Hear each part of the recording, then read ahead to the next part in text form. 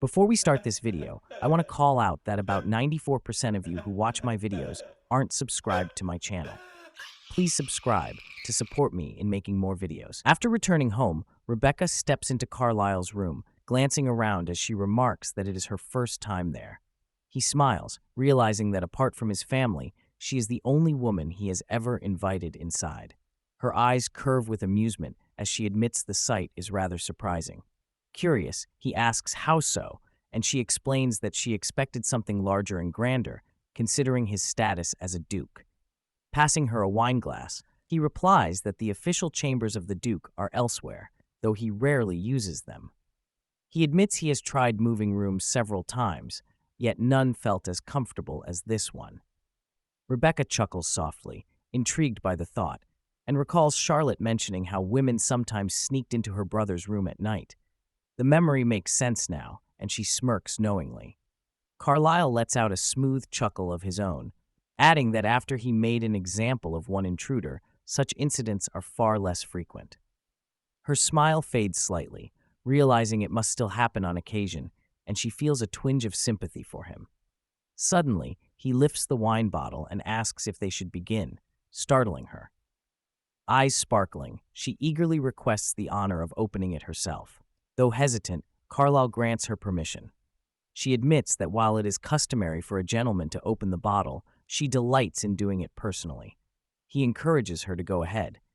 Rebecca clutches the bottle happily, murmuring in excitement, when Carlyle suddenly asks her not to mention it to his mother.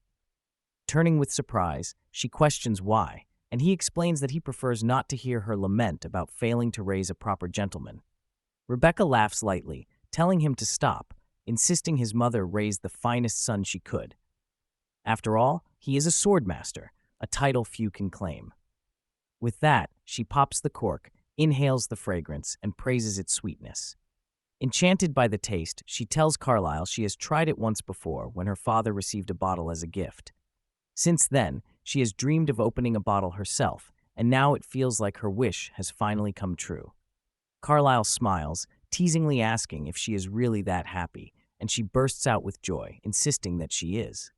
Taking the bottle from her hands, he asks if she would at least grant him the honor of pouring her the first glass. She quickly agrees, saying of course he should. Pouring the golden wine, he hands her the glass, and as he notices her astonished expression, he asks if it looks beautiful. Filling one for himself, he admits that this is actually his first time tasting the famed dessert's dawn. Surprised, she questions him, and he explains that his father enjoyed it greatly, which is why his mother gathered as many bottles as she could after his passing. Rebecca stares at the glass, conflicted, admitting that she almost feels unworthy to drink it. Carlyle gently reassures her, saying his mother would never be upset. And in fact, if she knew Rebecca liked it, she might even hand her the entire cellar. Rebecca blushes deeply, fumbling over her words as she asks if she should offer him a toast. Raising his glass, he declares it is to them, and they both turn slightly, drinking together. The wine dazzles her senses, its flavor making her body almost dance with delight. She exclaims that she is happier than ever, and Carlyle, savoring his own glass, agrees that the wine truly deserves all the praise. At last, he understands why both she and his late father cherished it so much. Her eyes sparkle as she asks if he agrees, and together they fall into cheerful chatter, their laughter filling the quiet room. Suddenly, Carlyle calls her name, his tone shifting, and he brings up the second act of the opera. He recalls how she wore a serious expression then, one that didn't seem caused by the performance alone, and gently asks if something else has been on her mind. Rebecca tenses, her fingers tightening around the glass as she glares at the wine's surface, searching for words. At last, finding no way around it, she asks if he has ever liked someone before. She explains further, saying she knows he has endured much because of his overwhelming popularity among women. Her sudden line of questioning catches him off guard, and he coughs at her third question, quickly covering his face, while she calmly presses on, remarking that he must have been harassed by odd admirers, yet surely encountered a few decent ladies as well. Thinking for a while, Carlyle finally admits that he does not believe he has ever truly fallen for anyone, not yet at least. Rebecca beams with delight at his answer, confessing that she too has never liked anyone, never once fallen in love. With bright curiosity, she asks if he thinks that makes them the strange ones. He chuckles softly and tells her perhaps so, since he has wondered the same himself. Rising to his feet, he explains that for years he believed his inability to care for someone was because of the torment he endured, though part of him suspects he only used that excuse to avoid facing the truth. Rebecca slumps slightly, then speaks of the opera they watched, saying the male lead gave up everything for his love, but she cannot imagine abandoning her alchemy for anyone. Carlyle smiles knowingly, saying that sounds exactly like her, and she agrees, reminding him she only entered this agreement because she refused to let go of her passion. Yet, with flushed cheeks, she admits she sometimes wonders if she might one day give it all up for the right person. Carlyle remains silent for a long moment, himself uncertain, before finally telling her that perhaps she might, or perhaps not. But instead of worrying about someone who would force her to choose, he hopes she finds a person who can both love her and protect what she treasures most. Flustered, Rebecca remarks that his words are beautiful, to love someone who also safeguards what she loves. Carlyle gently confesses that he has always drunk alone, but it feels different, even comforting, to share a glass with her. He hints lightly at his thoughts, and she smiles, teasing if she gets too serious when drinking. He reassures her, saying not at all, because even if their relationship began as a contract, they can still share their truest thoughts as an engaged couple. Rebecca brightens and insists it is now his turn. Carlyle hesitates, shifting uneasily, before admitting there is something he has long wanted to ask. Encouraging him with a smile, she tells him to go ahead. He averts his gaze, embarrassed, but she assures him that she won't judge. After a pause, he finally admits that perhaps it is because he is so accustomed to women throwing themselves at him, but he finds it fascinating how she treats him simply as a normal man. Looking at her intently, he asks if she truly feels nothing for him at all. Rebecca's eyes widened in shock. Rebecca's face turns blank before she softly admits that she does find him very attractive, which makes him question if she truly means it, and she answers with certainty that she really does, prompting him to confess that whenever he is with her, he feels like just a normal man. Her lips curl into a chuckle as she teases him, asking if he is saying he usually isn't a normal man, but then she pauses, realizing he might be right, for he is a renowned swordmaster, tall, and undeniably handsome. Hearing her compliment, the Duke smiles warmly before suddenly asking about her ideal type, and the unexpected question leaves her stunned, for even she is unsure of the answer.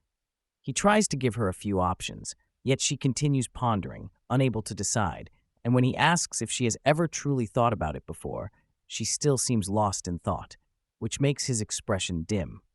He presses further, jolting as he questions whether she is even certain she finds him attractive, since she does not appear to know the difference between attractive and unattractive people, which sparks her anger as she declares that she does know, and under pressure, she suddenly blurts out that her standard is him.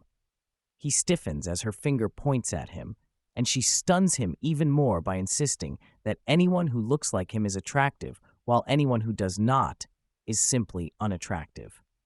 At this, he bursts into laughter, leaving her confused, for it is obvious she came up with that on the spot. Yet with stubborn determination, she insists it is true and that she indeed has a type. Curious, he presses her again, asking her to reveal it, and without hesitation, she blurts that it is someone who can protect her love for alchemy, before laughing nervously and asking if that answer counts, which leaves him speechless as he stares at her. She adds that she may not be the most sensible person in the world, but she is a quick learner, then stretches her arms with a yawn, saying she feels sleepy and should return to her room.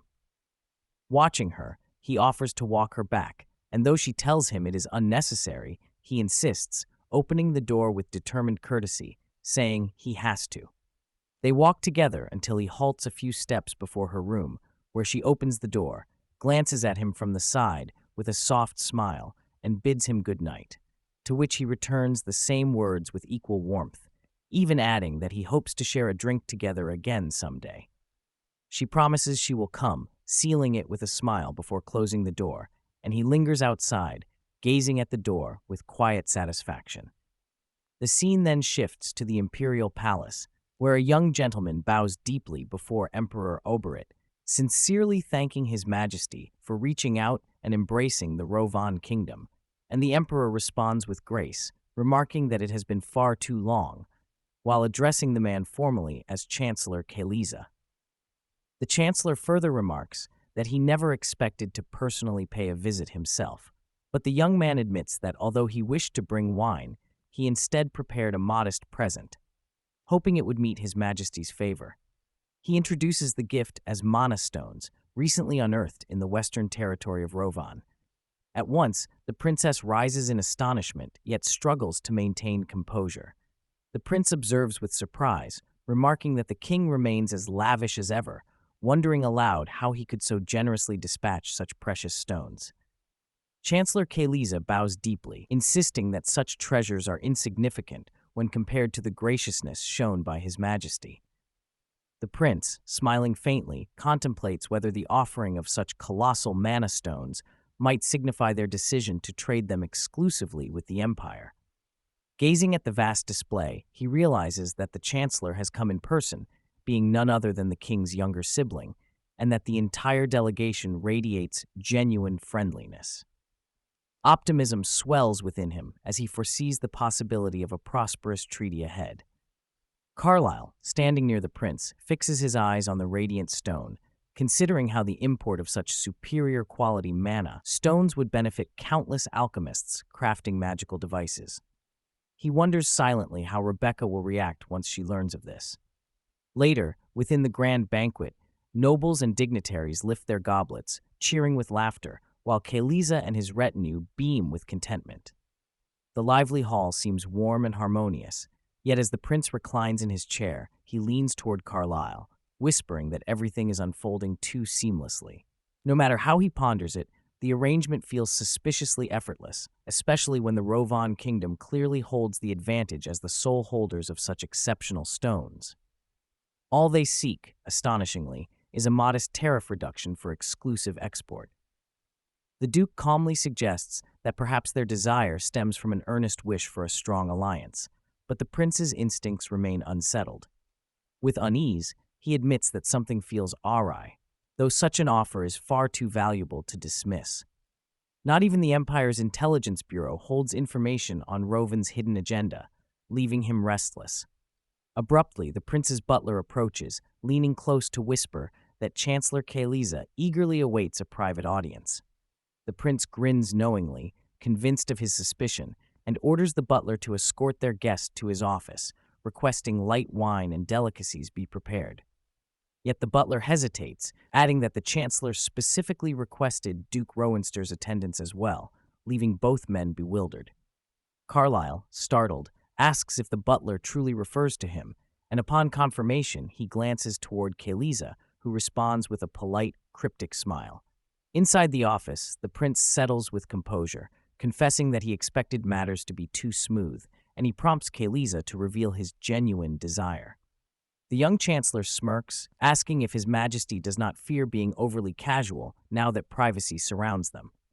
The prince responds that their long-standing friendship permits such informality, urging him to speak plainly.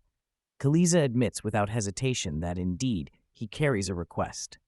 Carlyle, his posture tightening, interjects anxiously, demanding whether the matter pertains to him. Kaliza replies that Carlyle is correct, clarifying with discomfort that the issue directly involves his fiancée. Carlyle reels back, aghast, stammering in disbelief and questioning if he refers to Lady Rebecca. The young chancellor wipes sweat nervously, confessing that it concerns her miraculous hair solution, which their kingdom desperately needs. Both men shout simultaneously in stunned outrage, the air thick with silence and awkward tension. The prince leans closer, narrowing his eyes, murmuring that he never thought such words would come from Kaliza's mouth, asking bluntly if he is intoxicated. Kaliza shakes his head firmly, declaring sobriety, and counters with a question. Does the prince truly not understand why they covet the hair remedy? The prince sighs knowingly, admitting that he does, while Carlyle, puzzled and uneasy, presses for an explanation. The prince, Caught in discomfort, reveals with reluctance that confidential intelligence has disclosed a peculiar secret. The king of Rovan is going bald. Kaliza continues, explaining that what they are about to hear is not directly the tale of their king, but should instead be taken as the story of an ordinary man named Mainers, as they already know his brother. Mainers was not born as a crown prince. In fact, he always wished to live the life of a commander rather than a ruler.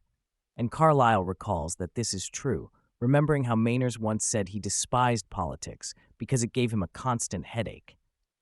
Kaliza then reminds them that their kingdom is guarded by the barrier of a divine relic, which allows them to exist without the terror of monster attacks. And this sacred relic is also the one that chooses the rightful successor to the throne. The prince nods, agreeing that it is correct, since the second prince had begun a war purely out of resentment toward the relic's judgment, a reckless act that ended with the deaths of both him and the crowned heir. And so the prince offers heartfelt condolences for such a loss during that conflict. Kaliza nods with restrained grief, acknowledging that the battle ended swiftly due to Astine's neutral stance, expressing gratitude to His Majesty for that, before adding that everything he has shared so far is nothing but what the world already knows. He then lowers his voice, revealing the hidden truth that his elder brother had fiercely rejected the throne even after being chosen by the relic, something which, as the prince admits, does indeed align with his well-known nature. With a heavy sigh, Kaliza confesses that although his brother finally ascended, he constantly threatened to abdicate whenever people tried to interfere with his private concerns, which puzzles the princess, who immediately asks what sort of concerns he means. Kaliza answers with unease that it concerns his queen, explaining that she initially had no desire to be crowned, but after entering the arranged marriage, his brother struggled yet managed to genuinely win her affection, and now they had even begun discussing the prospect of an heir.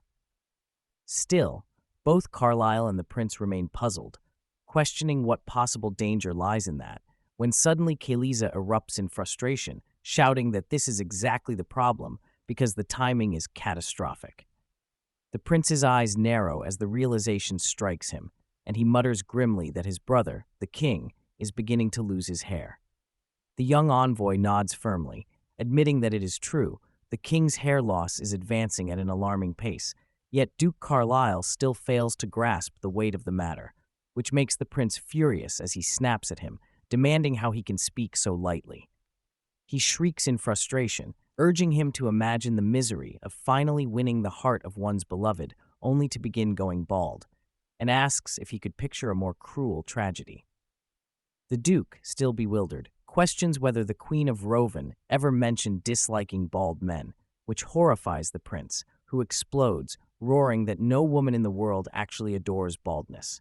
He slams his hand on the table, insisting that even his own empress would despise him if he ever lost all his hair, and Kaliza, lowering his tone in support, adds that his brother is so distressed by this fear of rejection that he cannot even find rest at night, tormented by the thought that his queen may no longer love him. Carlyle exhales heavily, remarking that the king should still be more concerned about ruling his realm. But the prince, cheeks flushing red, insists that sovereigns are humans too, ordinary men who can fall hopelessly in love just like anyone else. Carlyle narrows his gaze at His Majesty, silently thinking he has become far too absorbed in personal matters, while Kaliza explains that because of this distraction, the matter of producing an heir has been endlessly delayed. At this pace, he warns, their bloodline could vanish, their kingdom fading with it, though the prince scoffs, doubting such an outcome.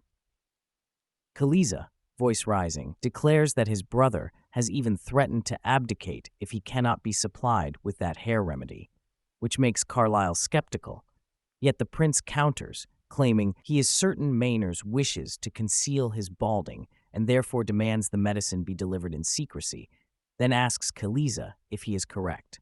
Kaliza admits that he is right and reveals that they wish to begin with 10 bottles, leaving the prince turning to Carlyle, pressing if it can be done, but Carlyle replies that he should consult his mother first.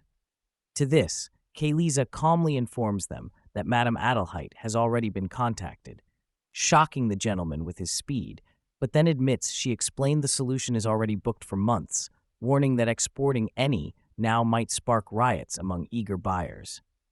Bowing low, he pleads with them to help as companions from their days as crown princes. The prince leans close, whispering in Carlyle's ear, begging him to sway his aunt, yet the duke coldly replies that it lies beyond his authority.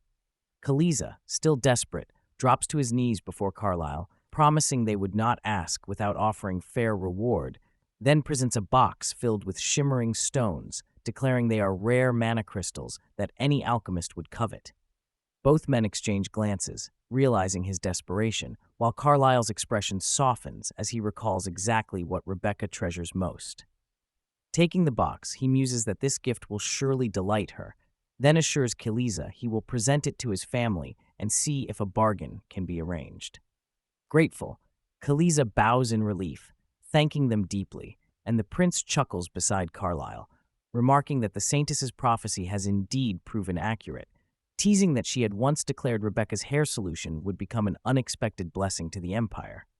The duke remains lost in thought, wondering if this supposed great boon is truly the one foretold, questioning whether it is already unfolding before his eyes, yet still uncertain. After a pause, he informs the prince that he intends to take his leave. Kaliza frowns, asking why, urging him to stay and share a drink before departing, but Carlyle politely declines, instead asking his grace to take care of himself. The prince presses him, questioning whether he truly plans to go now, but Carlyle nods, explaining that if he returns at once, he can deliver the mana stones to Rebecca straightaway, since she should be absorbed in her research within her workshop at this hour. The prince suddenly shifts his gaze toward Kaliza, who is too busy gulping wine to notice the tension, still bewildered by Carlyle's ability to recall such details. Watching the duke leave with a quiet grin, the prince begins to wonder if Kaliza might truly be the destined one, after all.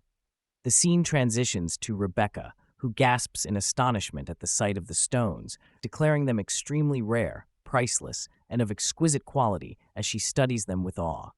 Standing proudly beside his mother, the duke smiles, relieved that she admires the gift. Madame Adelheid sighs softly, remarking that, given their value, they cannot possibly reject the offer, though Carlyle already knew she would be pleased. Suddenly, Rosaline steps inside, announcing that a guest waits outside, and moments later, an elderly man peeks through the doorway, politely asking to be excused. At once, Rebecca's face lights up, and she rushes toward him in delight, grasping his hand and calling him Master Lloyd, exclaiming that it has been far too long, while the old man beams at her in equal happiness. Rosaline notices Madame Adelheid tense, quickly apologizing for not realizing Rebecca was present, and nervously asks if she should escort them to the parlor. The madam waves it off, saying it is fine, then turns to Rebecca and gently requests an introduction. Rebecca smiles, introducing the man as Master Lloyd, a renowned alchemist of the International Alchemist Association, who once worked in the Oakleyan workshop before retiring a few years ago. Adelheid bows deeply, expressing her honor in meeting him, and Lloyd returns the courtesy, insisting the honor is mutual. When asked what brings him such a long way, Lloyd admits that he has come to request a potion from Rebecca. She blinks in surprise, asking what kind of potion he means, and Lloyd, visibly hesitant, groans before confessing that he is unsure if he should reveal it here.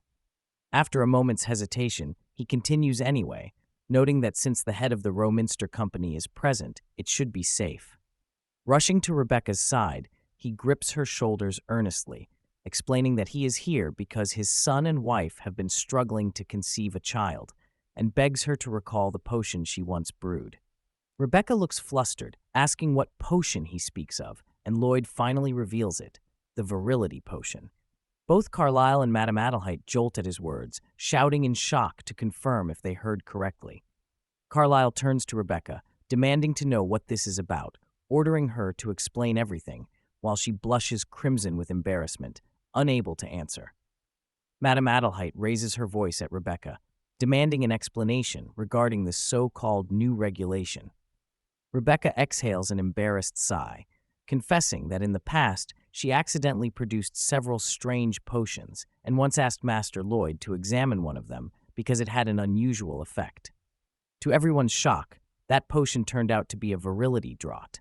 Stunned, Madame Adelheid slaps her son's arm in disbelief, then turns back to Rebecca, pressing her to confirm if this revelation is truly accurate.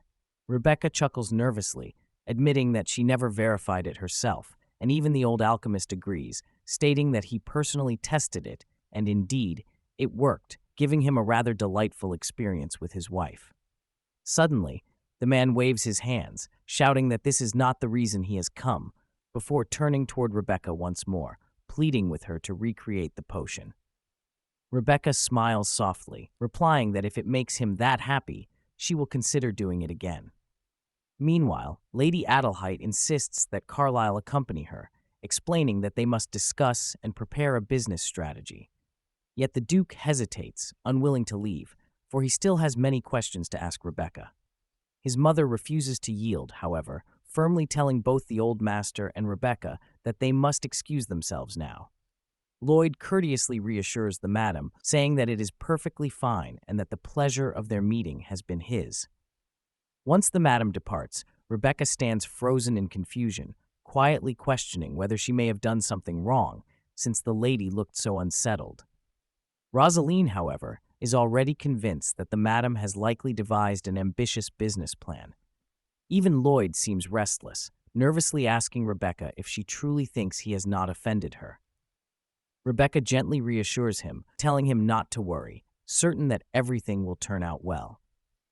As they step deeper into the workshop, Lloyd marvels at the enchanting space, remarking that when he heard about her engagement, he feared she had abandoned alchemy.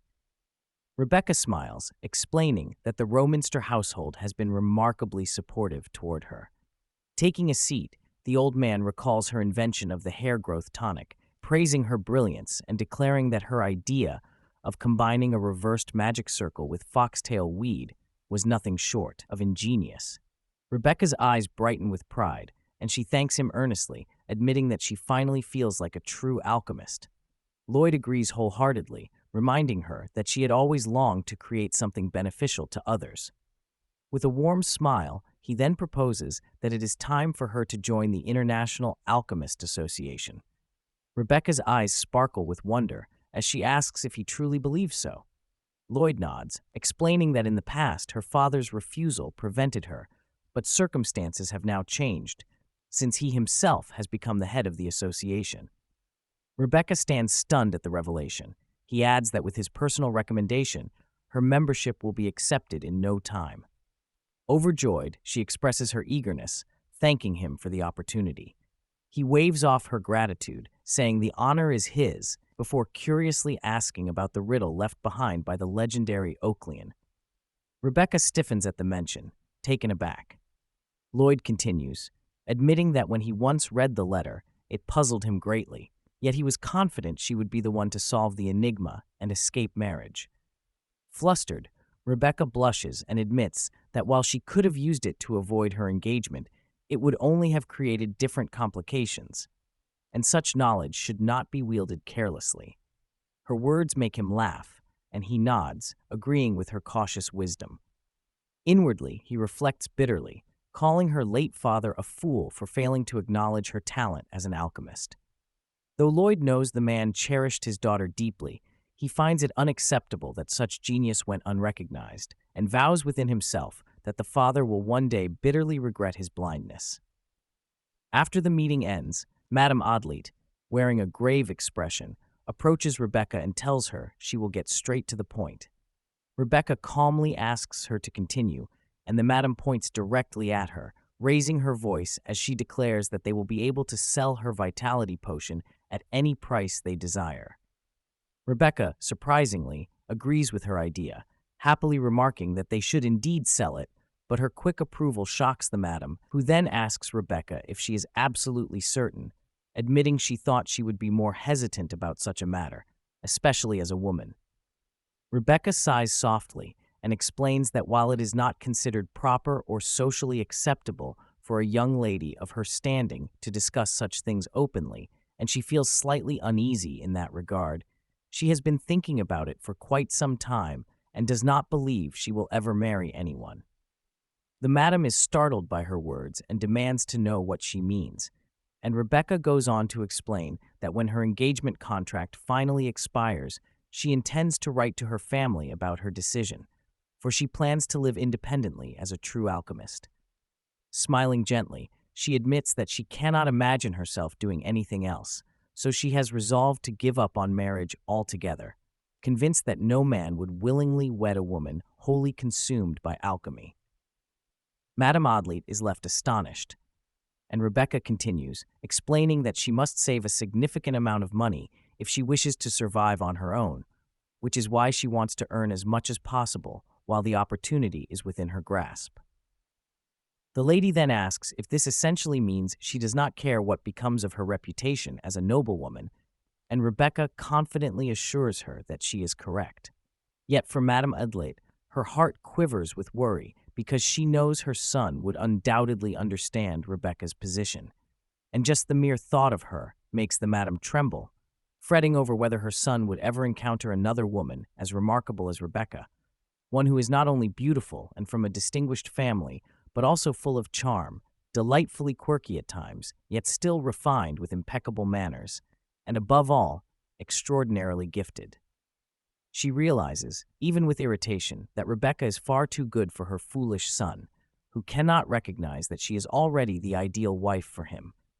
Rebecca, noticing the strange and conflicted expression on Lady Adelaite's face, calls out to her in confusion, snapping the woman back to reality. With a heavy sigh, the madam apologizes, admitting she became lost in her own thoughts for a moment, even telling herself to calm down because there is still plenty of time, and the path between a man and a woman is always unpredictable. Still, she firmly declares that she cannot allow Rebecca's name to be used for selling this product. Rebecca asks her once again if she is truly certain, and Lady Adelaide, regaining composure, replies that she has an even better idea, requesting that Rebecca provide her with some of the potion as well. After the meeting with Lady Adelaide, Rebecca returns to her workshop, where the familiar scent of herbs and potions lingers in the air. Rosaline quietly appears from behind, watching Rebecca immersed in her work, and asks if she is preparing both the hair growth solution and the virility solution at the same time. Rebecca nods, confirming that she is indeed making both, before quickly returning her focus to the bubbling cauldrons before her. Rosaline, worried by her pace, gently asks if she isn't overworking herself, but Rebecca reassures her with calm certainty, explaining that the virility potion is not especially complicated for her to make, and she alone is capable of producing the true version. Curious, Rosaline presses further, wondering why that is, and Rebecca explains that Master Lloyd once attempted to refine and improve the potion's formula, yet his results never matched hers. He eventually concluded that the true virility solution could only be created by a woman, for the alchemist's inner energy naturally flows into the potion they craft, shaping its magical effects. Rebecca admits that she never quite understood his reasoning, still confused by why her master reached such a conclusion, but Lloyd told her it was self-evident once one considered the fundamental difference between male and female energy. Rebecca frowns in puzzlement, muttering that she still cannot make sense of it, while Rosaline blushes softly, smiling and saying she will pray Rebecca comes to understand someday. Rebecca, baffled, raises her head and asks what kind of answer that even is, finding it completely unhelpful. Changing the subject, Rosaline glances at the rows of bottles and questions how many potions Rebecca intends to provide to the madam, since she has already brewed a considerable number. Rebecca explains that Madame Odlete instructed her to prepare plenty, so she plans to give 5 bottles to Master Lloyd, 7 to the madam, and the remaining 3 to the King of Roven. Rosaline stares at her in surprise, confused about the last recipient, and Rebecca groans, admitting that sending only the hair solution to a king felt insufficient, because this is no ordinary man, but the ruler himself.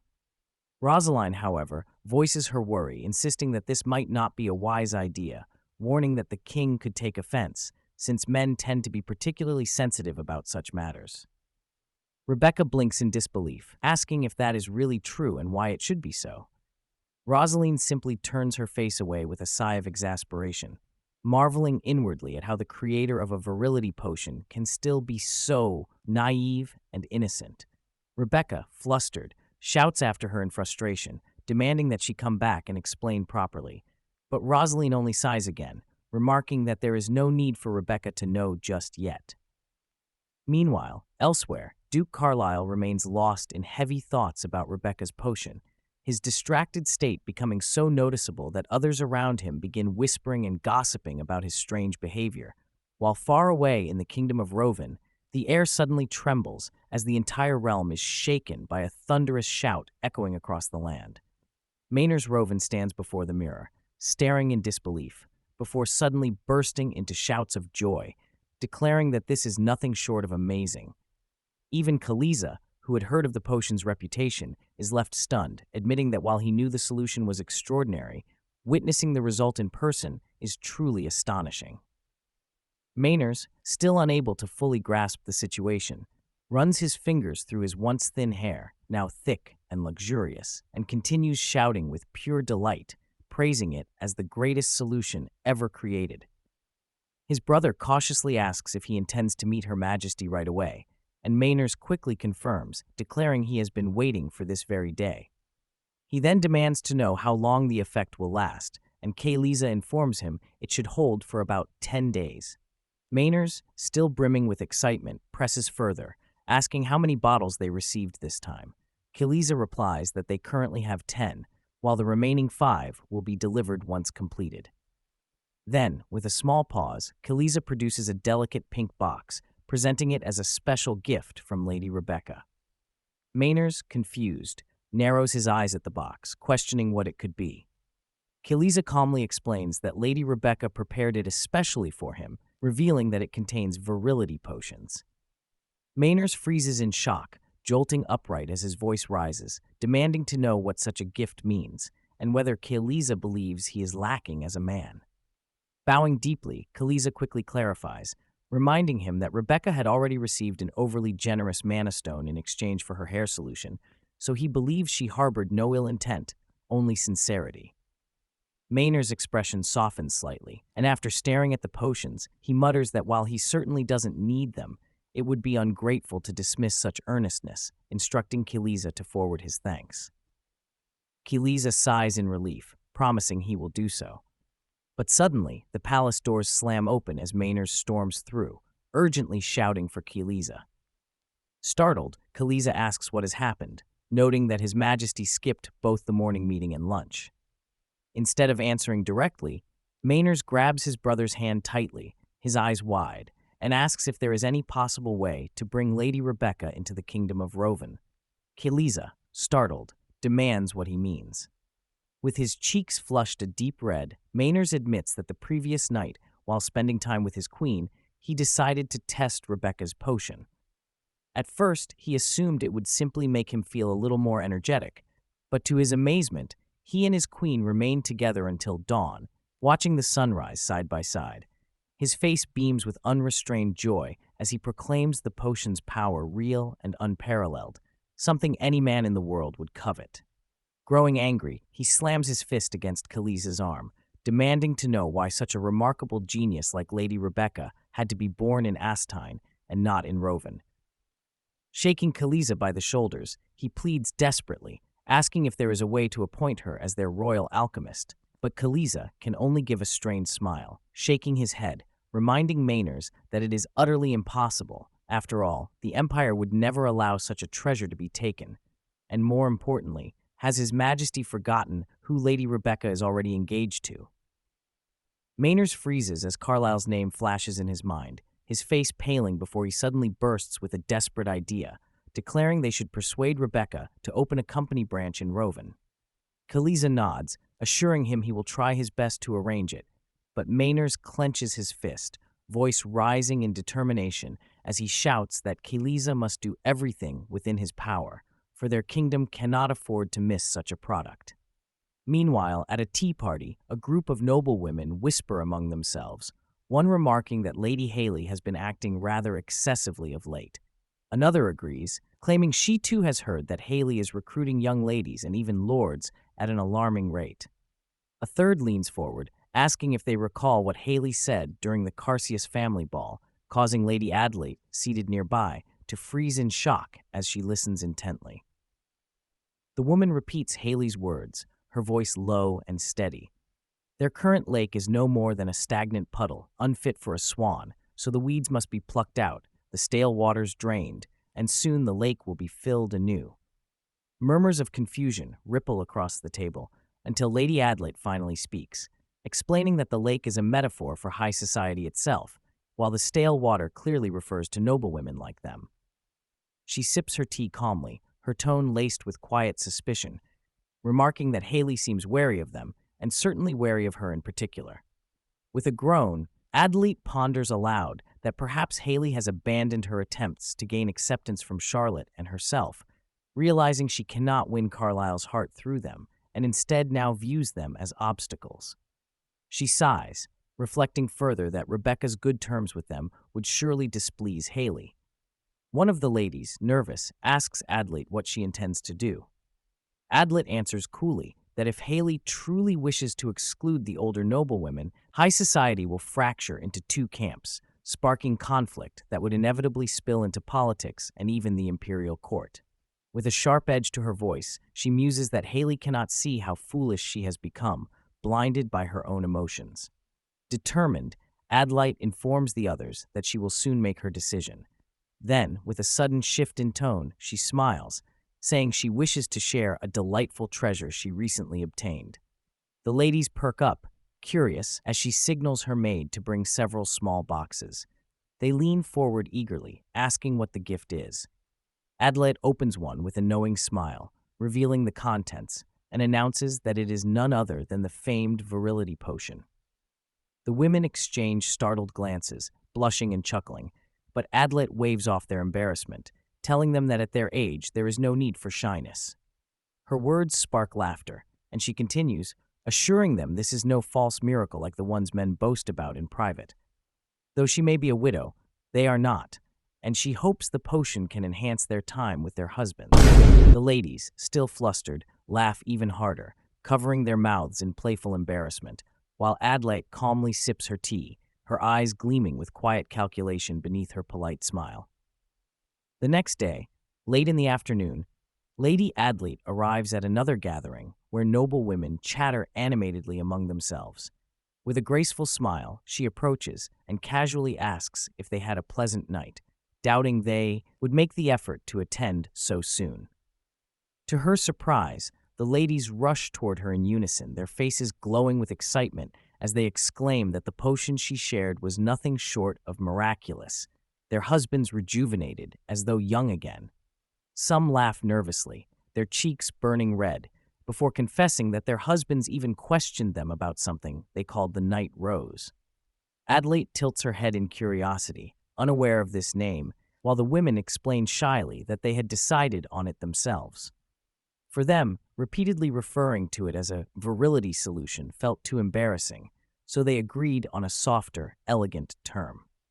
Adelaide chuckles, her eyes lighting with approval, remarking that it is a splendid name, especially since she had been considering one herself.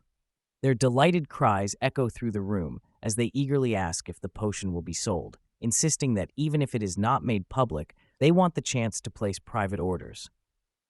Adelaide's smile deepens, her thoughts turning shrewd. This response is far greater than she anticipated, and it cements her belief that the night rose must be positioned as a premium product.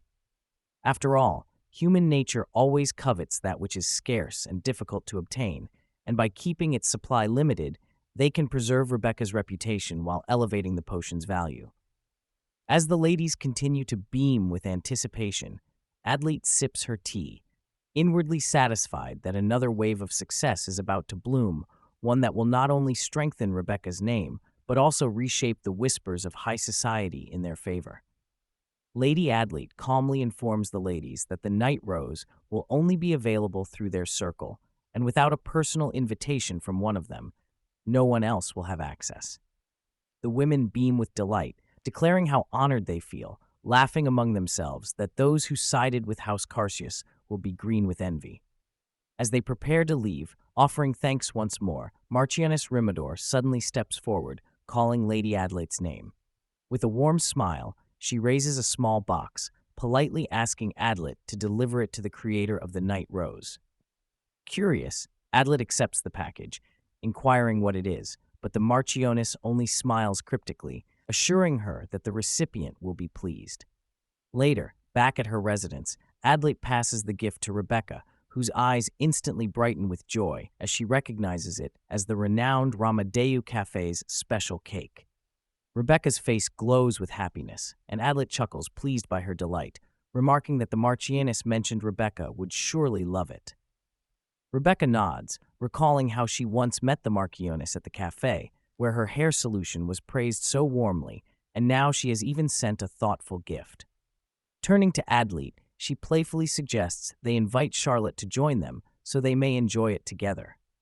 Adelaide agrees, lightly teasing whether Rebecca is not too busy, but Rebecca laughs, assuring her that though she has been tied up, she has wrapped up most of her tasks. With the mood cheerful, Adelaide gently shifts the subject, expressing her wish for their company to release a new product and asking if Rebecca has any ideas in mind. Rebecca's eyes sparkle as she exclaims, "It is wonderful. Adelaide brought it up, for she has already prepared a few options to showcase." As tea is served, she begins laying out potion after potion on the table, each carefully preserved. Charlotte gasps in shock at the sight of so many creations, while even Lady Adelaide herself is unable to tear her eyes away. Rebecca smiles softly, explaining that though many of these were deemed failures in her eyes, she believes they may still hold great value to others, which is why she brought everything except the unstable, short-lived concoctions. For Lady Adelaide, the sight is thrilling, like glimpsing the treasure chest of a genius mind, and she feels a spark of excitement at the endless possibilities that lie ahead. Rebecca first presents a delicate magic accessory, explaining that the bead on the earring will fall out when twisted, and if thrown at someone, it causes temporary paralysis. Charlotte examines it carefully, asking exactly how long the effect lasts. Rebecca replies that it holds for around 10 minutes, adding that it is not deadly enough to be considered a true weapon. Next, she unveils a necklace, pointing out that if the back part is rubbed, it emits a sudden glow. Charlotte, intrigued, asks what happens during the glow, to which Rebecca answers with a shy smile that it produces only light, though so blindingly bright that one cannot open their eyes for a while. One by one, Rebecca introduces her creations, each with unique properties, until finally, she lowers her gaze and admits with embarrassment that this is all she has. She adds softly that she knows they are not especially impressive, so perhaps she should focus on creating something entirely new. But before she can finish, Lady Adelaide raises her hand, urging her to wait, then turns to Charlotte, asking for her opinion. Charlotte nods, saying she believes they are both thinking the same thing.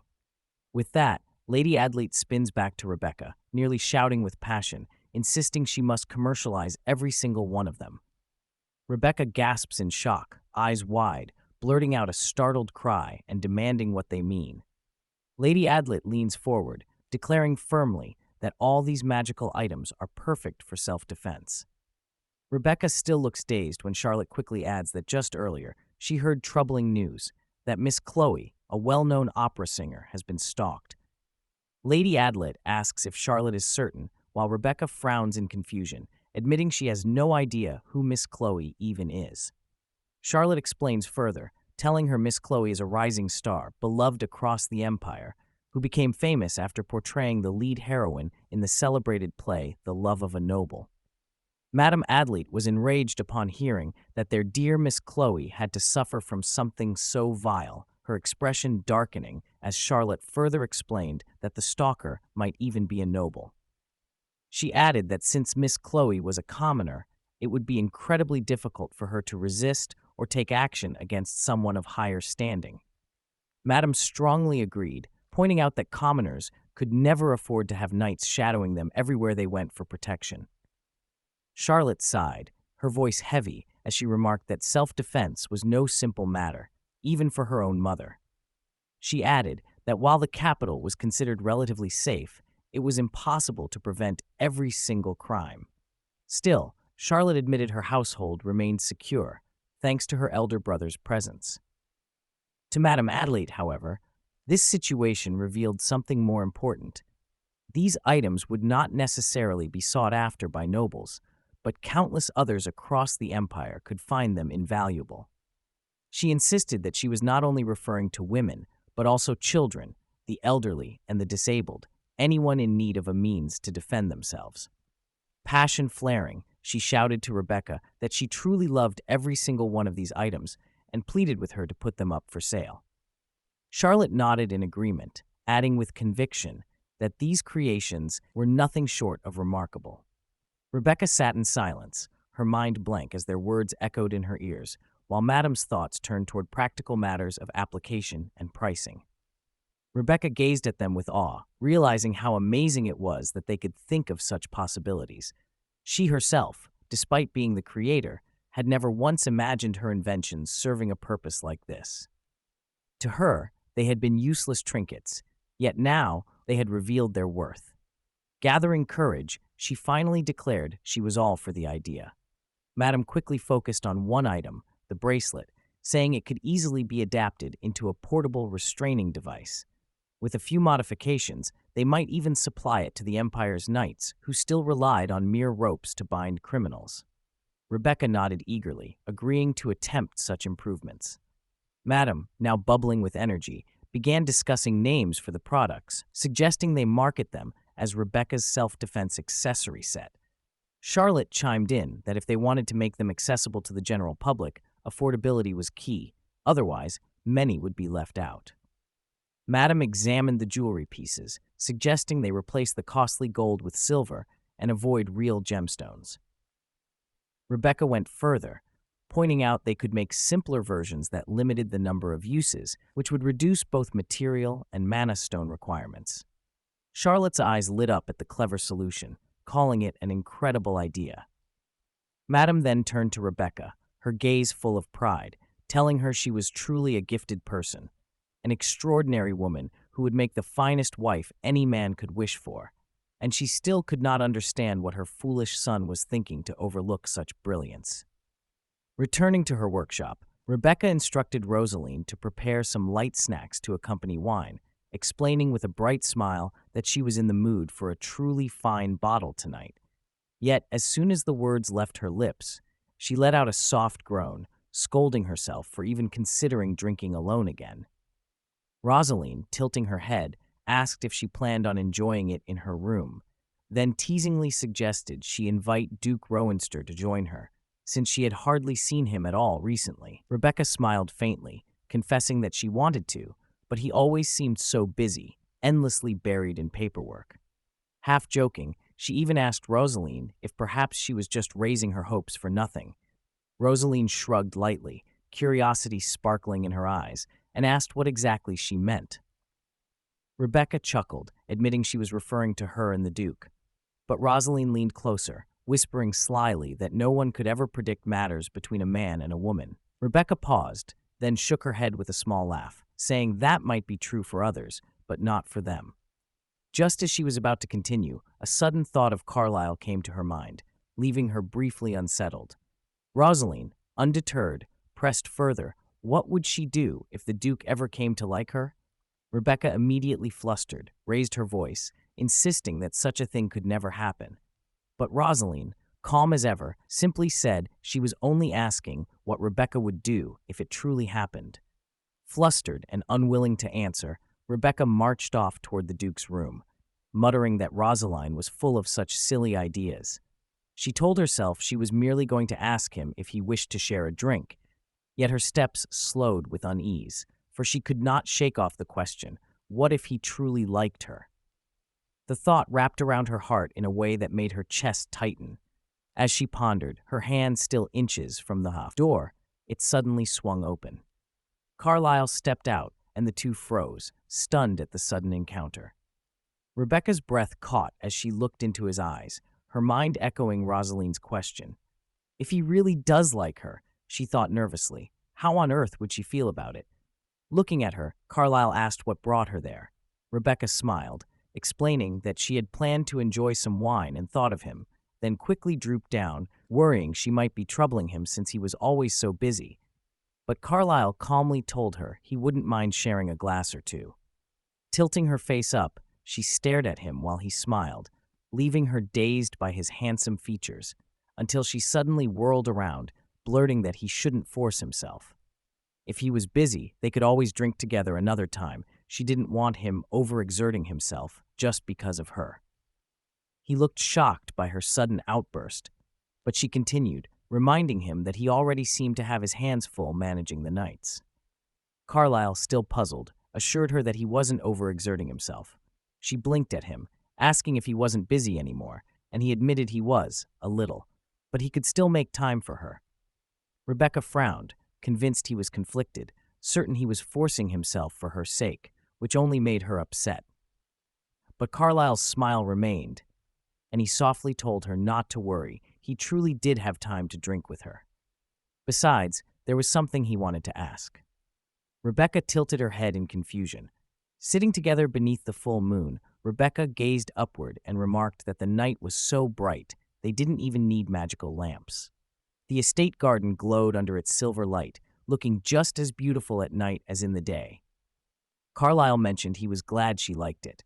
Rebecca, with a soft smile, added that a moon this bright was perfect for gathering moonflowers, since they only bloomed under moonlight and carried mana. Carlyle lifted the bottle, saying he would open it this time. She laughed, realizing she had only acted awkward earlier because of nerves, but now she could speak with him naturally again. He poured their drinks and raised his glass, announcing he wanted to make a toast to her. Rebecca blinked, confused, and asked why. Carlyle smiled and said his mother was absolutely delighted. Her eyes widened, and she asked if he had already heard about their latest project. He nodded, saying yes, and added that he thought the magic items were truly excellent. They clinked their glasses, toasting to Rebecca's success. Lifting her drink, Rebecca inhaled the fragrance, murmuring that perhaps it was the moonlight, but the wine tasted better than usual tonight. Suddenly, Carlyle called her name. She looked at him in confusion as he hesitated, then abruptly sprang up, blurting out a question. How had she come to create that virility potion? Had she given it to anyone else besides her master? He tried to cover himself, insisting he meant for other reasons, but the embarrassment was written across his face. Rebecca tilted her head, puzzled yet amused, her eyes twinkling as she gently asked what exactly he wanted to know. But Carlyle froze, growing too flustered, and in the end decided to say nothing. Instead, he shifted the subject, telling her that he had recently read the biography of Oakleon, and thanks to her, he had begun taking an interest in alchemy. Rebecca lit up, excitedly asking if he truly meant it, since that would give them more to talk about. Carlyle chuckled, admitting he wasn't very knowledgeable yet and would need to study more, but Rebecca smiled, saying they could still enjoy discussing it even without professional expertise. For example, they could talk about her ancestors. He laughed, agreeing that it would be fascinating to hear about the legendary Oakleon directly from his descendant. Rebecca grew quiet for a moment before confessing that the biography was a tale of light, but the one she knew was of darkness. Carlyle's brows twitched, confusion flickering across his face, as she explained further that where there is light, there is always darkness. And for her, this was especially true of the books. The biography, she said, failed to capture the misery and pain Oakleon had truly endured. Carlyle was stunned by her perspective, while she studied him with concern, asking why he looked so dazed. Then, half teasing, she asked if the moonlight had stolen his heart. His eyes widened at her unexpected words before he laughed softly, admitting perhaps that was the case. Then, leaning closer, he asked her gently, "What is the story of darkness?" Rebecca's eyes sparkled with excitement as she began, telling him it was about the Philosopher's Stone, Oakleon's greatest and most famous achievement. Everyone knew of it, the stone that could turn any metal into gold, and when melted and consumed, grant immortality. Countless people believe that after creating the legendary stone, Oakleon had gone on to enjoy a life of endless wealth and eternal youth. But in truth, Rebecca revealed, he never received such a happy ending. The Duke leaned closer, curiosity filling his voice as he asked what really happened. Rebecca explained softly that Oaklean had never even planned to create the stone. His only goal was to save his son, Leon, who suffered from a terrible terminal illness. In his desperate search for a cure, he accidentally gave birth to the Philosopher's Stone. Though it did heal Leon's sickness, it also brought great danger upon his family, as people everywhere sought the stone for their own greed and power. To protect them, Oaklean took his family into hiding, wandering from place to place for years to escape those who hunted them. But eventually, their pursuers caught up. In the chaos, he lost his beloved wife, Elizabeth. The grief drove him into despair so deep it nearly consumed him. Yet, tragedy did not end there. When his only son's life was once again threatened, Oaklean faced an agonizing choice. With no other way, he sought help from Artel. However, the price of that protection was steep. Artel agreed to save Leon on one condition, that Oaklean must swear never to create the Philosopher's Stone again, for Artel believed the stone would bring only chaos and ruin to the world if it continued to exist. The Duke, listening intently, finally spoke. He admitted that there was one part of the story that had always stirred his curiosity. According to the book, Oaklean had left behind the recipe for the Philosopher's Stone, hidden within a riddle. Was that truly the case? Rebecca nodded, confirming it was. Carlyle frowned, his thoughts racing, then questioned aloud, if the riddle was real and another stone had never appeared, then surely that meant no one had yet solved it. Rebecca parted her lips as if to answer, but at the last moment her words fell away. She lowered her gaze, stopping herself before she could tell him the full truth. We've reached the end of this video. If you are interested in the next part coming out sooner, write the word next in the comments. See you next time.